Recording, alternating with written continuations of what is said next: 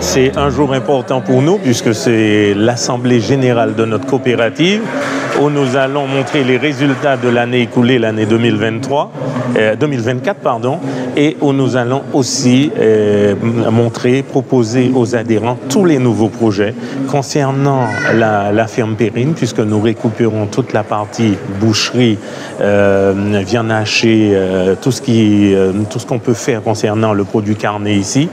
On a aussi proposé l'AFP, l'Association foncière pastorale.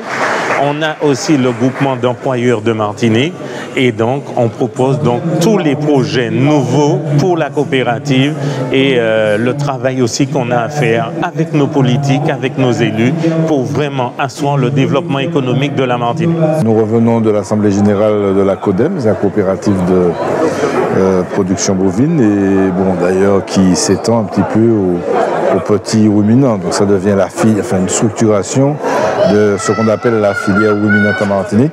Je crois que c'était une très belle assemblée générale avec des documents très bien présentés, avec beaucoup de clarté.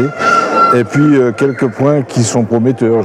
Franchement, on peut dire que le président Prosper et son conseil d'administration font un gros travail, notamment avec le comptoir de la viande qui montre des résultats très intéressants, qui est une structure performante.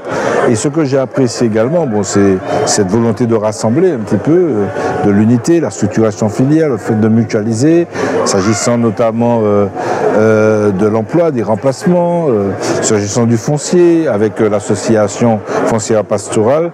Et puis, pour finir, dire qu'il y a aussi beaucoup d'expertise martiniquaise portée par de jeunes Martiniquais. Et ça, je trouve ça formidable.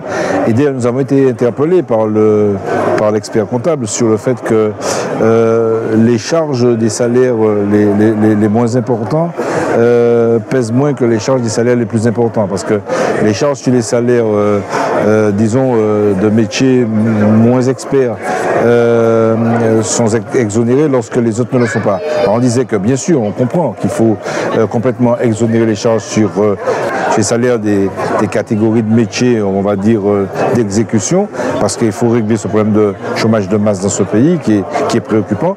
Mais il faut en même temps, pour développer l'expertise martiniquaise, et bien de voir, mais je crois que ça concerne tous les secteurs, comment on pourrait également exonérer les salaires les plus élevés qui permettent de financer justement l'expertise martiniquaise pour permettre à de jeunes Martiniquais d'aider, de contribuer au développement de ce pays qui en a bien besoin, dans l'agriculture, dans l'élevage comme ailleurs.